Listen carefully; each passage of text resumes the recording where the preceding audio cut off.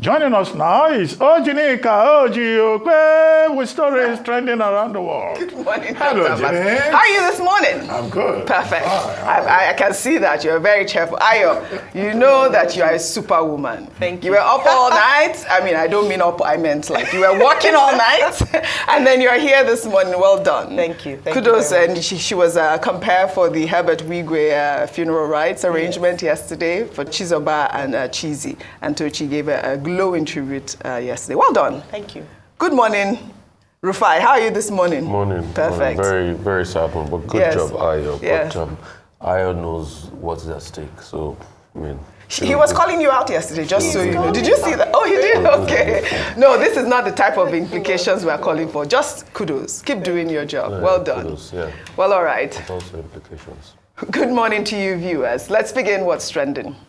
The presidency on Tuesday reacted to a document indicating that the United Arab Emirates has lifted visa restrictions on Nigerians. Bayo Onanuga, the special advisor on information and strategy to President Bola Ahmed Tinubu, who posted the document on X with the caption, UAE resumes visa services for Nigerians, the fruit of President Bola Tinubu's diplomacy, debunked his own claims moments after clarifying that the document was not authorized by the Nigerian or the UAE government. His tweet reads, UAE has not resumed visa issuance to Nigerians. The document in circulation is not authorized either by the Nigerian government or the UAE. Rufai, I did see your reaction as well. I don't need to take that because I saw that you talked about it, which is a big problem. It's just so much, Double speak, mixed messaging. Mixed messaging from the Tinubu administration lately in regards to this UAE visa ban. Because if you recall, it is the second time. And, the real problem is what is really going on? Because the UAE imposed this ban, I believe back in 2021, about COVID or something like that. But I mean, people are saying that it's not unrelated to those BASA agreements with our Nigerian airline, Air Peace, and all of that. What is going on? We really need to know. But back to Rufai's comment in terms of, these double mixed messages. Let's take some reactions from Nigerians on social media. This person, Carlo, wrote, UAE resumes visa issuance to Nigerians. UAE has not resumed visa issuance to Nigerians. What has been communicated is incompetence. Dr. Abate, I know you wanted to respond to a comment I made. Okay. There are many dimensions to the problem. The BASA agreement you were referring to, that was in 2021. 2021, yeah. 2021, when the UAE directed that all foreign airlines should not airlift Nigerians into Dubai, the United Arab Emirates. And at that time, Turkish Airlines, Ethiopian Airlines, even the Emirates stopped carrying Nigerians. Now, there were issues also about the BASA, bilateral air services agreement that you referred to, in terms of the frequency. Yes. And there was an incident, involving a Nigerian airline about, again, issues about visa. Now, in 2022, that was when they now came up with this ban, visa ban. The UAE banned 20 countries, 20 African countries. Nigeria, Ghana, Rwanda, Comoros, Rwanda, Benin, and others, 19 of them. And 20 of them. Now the excuse, then the story came up again in 2023 when President Tinubu visited the UAE. And one of the major outcomes of that visit was that, the UAE had lifted the ban. It then turned out that no visa ban had been lifted. That was in 2023. And the government at the time had to manage that. That there was no categorical thing. I think at that time, we were even looking at statements issued at the other end, that in their own readout, they didn't refer to lifting any ban. In any case, that was an embarrassing moment for government. Now in 2024, on the same subject, the same government now finds itself in a situation whereby the presidency issued a statement and said, the visa ban had been lifted. And that was found not to be true. But we understand that that has been refuted, that it is not true. The first thing here is lack of coordination. whoever issued the statement that the visa ban had been lifted could have consulted the Ministry of Foreign Affairs. There are people whose desk job it is to have information, whether that is true or not. Yes. And twice now, on the issue of the UAE, we have goofed. That is very embarrassing. It doesn't make the government look really good. The second part of it is that there are issues that have to be resolved, which are fundamental.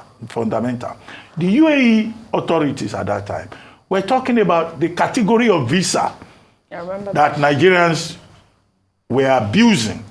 Nigerians will get a particular kind of visa, then they will get there and they will present a different kind of visa, or they will conduct themselves in a different way, compelling Mrs. Abike Dabiri Erewa at that time to, while defending the interests of Nigerians, to also say that Nigerians must learn one lesson. You don't behave anyhow in other people's country. If they give you a particular visa, you follow it. But the thing, of course, is that we'll keep diplomacy is an eternal thing that you keep engaging in. But it's not only Nigerians that had that visa ban. And this embarrassment that we have been having, the ban has been lifted, the ban has not been lifted. You know, the other countries that I mentioned earlier on, they don't have that kind of situation. No. And the visa is the exclusive prerogative of the receiving state, you know, to give you visa or not give you visa. And if they say these 20 African countries, they come here and they overstay, they bring attitude that we do not like, it's entirely their prerogative. And if they leave the ban, they will tell us. And we should just, you know, do things properly, that's all. I like that. Do things properly. Rufai, your comment quickly. I mean, truth has to be said. So when this issue first happened, there was a part I support Nigeria on, and that part was about the BASA. The BASA, yeah. I will not subscribe to the UAE or any nation relegating Nigeria down, and cheating Nigeria. And I felt that BASA thing was just to cheat Nigeria. And I don't care if it's because of the BASA, they don't allow us to enter UAE. We too will stay here and develop our country. But on that BASA thing, I don't support the UAE. So that BASA thing was that, you know, they were giving 21 entry so into they don't Nigeria, want, so they don't want, frequency so, into Nigeria. So they don't even want us, and they are not even making us land at a prominent airport. And they gave us just one. So they were taking us to Sharjah. They were not even, we're not landing in Dubai itself. We're going to Sharjah, which is another place, and you have to taxi in. That's on that. Then the COVID situation too also happened. Yeah. You know, which was the blanket ban Dr. Bati talked about. And the last one was also the atrocities committed by some Nigerians in UAE. You remember when the UAE government was asking us to explain in detail what a cult group means. There were fights that broke out on the street by Nigerian groups and all of that. And that further heightened all of this. But the truth has to be said. Way worse off is the way the Nigerian government has handled this. It's just been a lot of lies and propaganda and smokescreen. I know they want to score a quick political win, but wait for the success to come, then announce it. Let's not be impetuous. When you are impetuous, you make mistake. And that's exactly what is happening in this case. I remember the first episode, they sold that story and the lie went on until Stephanie Busari stepped in and investigated and contacted the Dubai authorities. And the Dubai authorities debunked. And you know, that shame was public because it went out on CNN. Secondly, now this time around, a major government official put this on their page. Like Dr. Bati has talked about the verification process and all of that. To a large extent, you would have thought that but you see, I get the plan. Government, it's for government to bring out their own propaganda lies. It's for the citizens. And the media is strong. And that's why you see any government does not like a strong media. Alexander Solzhenitsyn, major Russian writer, said something profound. Solzhenitsyn. He said something very profound. He said, any writer, good writer in a country is like a government on its own. No government likes a good writer. So that's exactly what is happening. So because they know that there's a strong media that will challenge them on these things, they are already fidgety and they want to score cheap points. And that's why they're making these mistakes. Right. I would like the government to calm down. If Dubai is going to come, it's going to come. If Dubai is not going to come, it's not going to come. We are going to develop. I mean, and when did this craze for Dubai start? At some point, Nigeria were not crazy about Dubai. It's because they developed Dubai to an extent. Yeah. Why can't we look inward and develop Nigeria? Let's develop our own. People will be crazy about coming to this country too. Dubai had made a holistic effort. Yes. Dubai used to be a fishing village at some point, but it's not the same today again. All right. So let us wait until all of this come and let's calm down. Yes. There will be more records of successes for this and wins for this government to be proud about. Right. They should just calm down and things will pan out. Stop embarrassing themselves and losing the hard-earned integrity and trust that they need to earn from Nigerians. I like the point that you made about let's develop our own, which will bring me to my next story. I mean, we had that great interview with the president of the Africa Development Bank, who talked about the importance of agriculture. We'll take another story. The Minister of Agriculture and Food Security, Abubakar Kyari, on Tuesday, said that the major factor affecting food availability in Nigeria is the smuggling of food out of Nigeria to neighboring countries. Kyari made the comments while addressing members of the House of Representatives during the sectoral debate on agriculture and food security. Well, in the meantime, the Tinubu administration has said that the country's economy is not in distress as widely assumed. This was made known by the Minister of Information and National Orientation, Mohammed Idris, who represented the president at the Leadership Conference and Awards, which took place on Tuesday at the Transcorp Hilton in Abuja. The minister also stated that the country is only facing challenging times marked with unprecedented opportunities that would reset the economy. I should start by respectfully challenging the notion that the Nigerian economy is indeed facing challenges. Distress suggests helplessness, being at the mercy of something we have no control over, but that is not the case here. We are in challenging times, no doubt, but these times have also been marked by unprecedented opportunities to reset the course and build a new and sustainable economy away from the rent-seeking and the waste that was once the order of the day. For the poorest and most vulnerable among us, the social investment program currently under review to reposition it for maximum impact will support millions of households with direct cash transfers that will enable them meet their basic needs. Since we assumed office in May of 2023, we have attracted $30 billion in FDIs, the foreign direct investments. These are commitments into the real sector of the economy, including manufacturing, telecoms, healthcare, oil and gas, and others. All right, the minister here is saying that since they assumed office, the Tinubu administration has attracted $30 billion in foreign direct investment. We are hearing this, but obviously we would love to see those, achievements. He mentioned manufacturing and all of that. But you also had the Minister of Agriculture there blaming smuggling. Again, almost, reiterating what Vice President Kashim Shettima said earlier, where he talked about, smuggling is part of the reason for the food price hike in Nigeria. All right, so the similarity between both ministers is that you would see that this government is trying to save face and give the right language, or just try to make a good situation out of what is a very bad, and I would use the word distressing situation, because by his own definitions, he said that helplessness.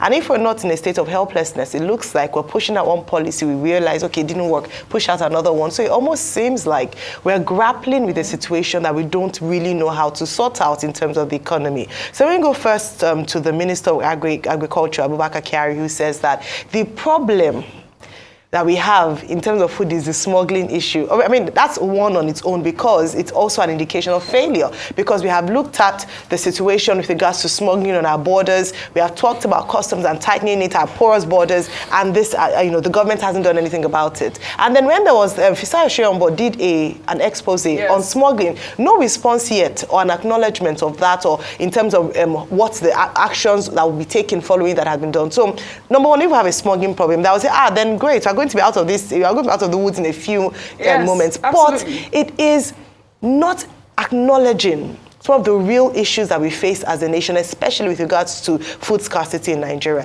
If that were the case, why are we talking about security and farmers going back to their farms? Are we going to take away or ignore the elephant in the room? The fact that we have talked about security and insecurity since this administration started, or took office in May of 2023, and nothing seems to have come concrete in terms of action against that. Why are farmers not going to their farms? Why is it that we have lost? We haven't been able to cultivate over 60% of arable land in Nigeria because of the fact that farmers are not safe. Absolutely. That does not contribute to the fact that we don't have food in our country. It is smuggling. We don't even have the food enough in this case to smuggle. Now, states like Niger are saying that they don't want anyone to take out food out of their states in order to protect food security in their state. So, one of the things we tell the government is Nigerians need to be able to trust you. We have a big problem on our hands. If we're going to solve it, yes, we understand that there's a need to color the situation so as not to cause panic. But we must also not keep pushing blame, because then it demonstrates to the people that you're not even ready to acknowledge the challenges and then face it head on. What we want to hear is that, yes, we have issues or challenges in area but these are the actions that we are taking. This administration, this government is serious about dealing with these problems, and not just, and then let me just point out something as well. Some of these people whom they term smugglers are Nigerian business owners who are doing business or trading across borders, and sometimes they are used as scapegoats in this instance. So I think just to mention that. And the second part about being in distress, again, the Minister of Information, Mohammed Idris, had said that, but we are in a state of distress. Nigerians are suffering. People are talking about this. There are protests around the nation. At what point are we going to accept the fact that we need a serious intervention when it comes to the people of Nigeria and poverty levels, hunger in the land, and the fact that people are shouting, "Ebing power," that is, we are hungry. Power, you're absolutely right. We did see that video. It's Nigeria in distress. Before I come to you, let me take a recording from a bus driver. Meantime, a video of a bus driver who was asked about the state of the economy has made the rounds on social media. The bus driver said that things are so hard that it even affects his private parts at night. Ó ti sú wa o, wọ́n bá wá nǹkan sí àti forítì ẹ rí pé orí mi gan ti pa. Ó ti sú wa o, orílẹ̀-èdè wọ́n bá wá nǹkan ṣe sí o, ráìsì ti gàrí ti $1.2. Mo tún gbọ́ pé ráìsì ti di 80,000 àpò, wọ́n bá wá nǹkan ṣe sí. Tá a bá tún abẹ́rẹ́ epo báyìí epo 580, 680, 700 là ń rà. Kí ló dé kí la ṣe? Àwa akórópè gbogbo ẹ̀pọ̀n ní ọmọ gbóná lálẹ́ tá a mọ̀ fọmi wẹ́ẹ̀tì ẹ̀ pẹ́pẹ́ kan ọmọ lànà àní rí kankan epo náà ní ń gbà lọ owó school fees àmọ́ mi ò rí san báyìí. All right, Dr. Bati, over to you. Well, the gentleman is just explaining what many Nigerians are going through, the hardship, the economic hardship in the land. I know you like the part about testicles. Who, me? I mean, you were the one laughing. I did the difference between... No, for me, it's the use of word.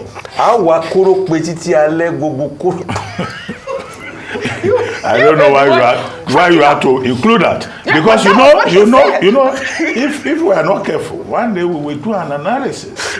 I've been saying it, the other room dimension to the poverty in Nigeria, and we're beginning to get literature. You will recall that in Port Harcourt the other time, a group of women took to the streets. Yes. They said their husbands no longer performed in the room at night because there was no electricity, and that there was hunger too. And then this is a Korokwe driver saying that, in fact, when he gets home, the suffering is so much that he has to, you know, when you say ball of fire, sometimes, It refers to a man of unusual activity. Yeah. But the context in which he is using it here is not about energy. No. It's about the fact that he cannot do anything. And I hope that the women from his area will also not troop onto the streets. Yeah. You know, like the women did also in Port Harcourt. Like Sister by Aristofaris and in Port Harcourt. Now, on the question of what the Minister of Information said, I think we should put this in context. Right. He was speaking at a conference titled Distressed Economy, the Way Forward. And he said the economy is not in distress. That distress, as he interprets it, means a state of helplessness. But that we are not helpless. There are opportunities. And that it's just that these are challenging times. Government is already working hard. It was in that context he talked about the 30 billion, FDI that has been tried. It was in that context that he talked about social security investment and other measures that government is adopting. The issue there, as we discussed with Moghalu, is that Nigerian people are suffering so much. They want an improvement in their circumstances. Absolutely. Somebody came here yesterday, was talking about bamboo theory of survival. And today we have Professor Moghalu, who more or less maybe was confirming that, say it will take 3-5 years. But Nigerians want to be able to eat gari. They want to be able to eat rice. As for the Minister of Agriculture, yes, he talked about smuggling. The customs said they've been able to intercept 120 trucks of food being taken out of the country. The EFCC intercepted 21 trucks in Mborungala and Bama axis of Borno State, taking food, and the food, they said the Weibo showed that the food items were going to be taken as far as Central Africa. So Nigeria feeds other parts of the continent because it's a way of making money, quick business for some people. So what the government is doing, one of the measures is to stop smuggling of food so that people can feed here.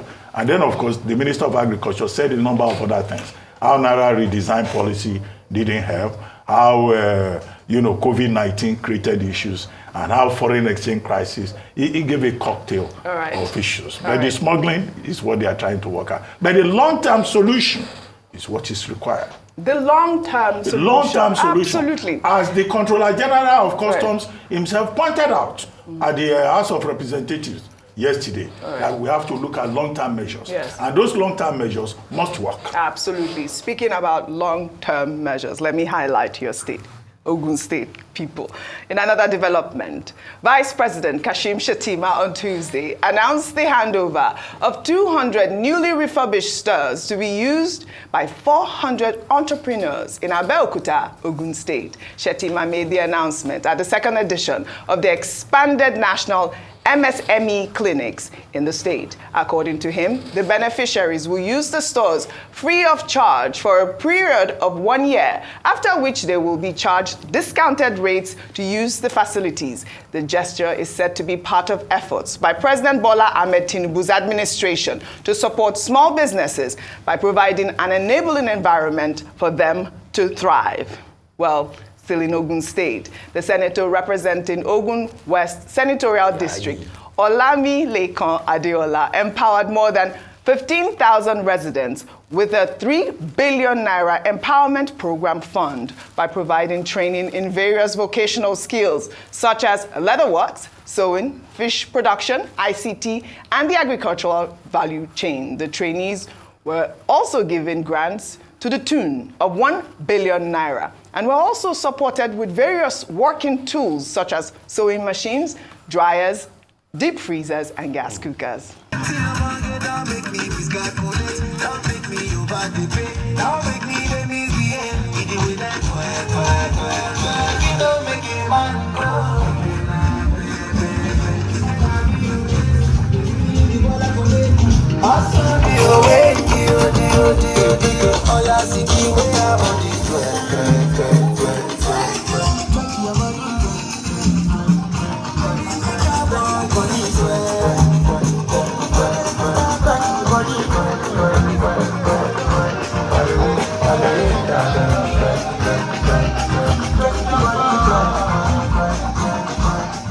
supporting long-term Very growth. good one. Yes. Congratulations to Ogun State, Yayi and the Vice President launching that scheme for, people that are the entrepreneurs. And I'm really excited about this because these are the kind of things we need at a point in time. We need to inject because people are really suffering. So, you see, apart from that funny side to the man that talked about, the Yoruba war for testicles and all of that, the real thing he was saying was that because of the hardship, he has to work extra hard. Yes.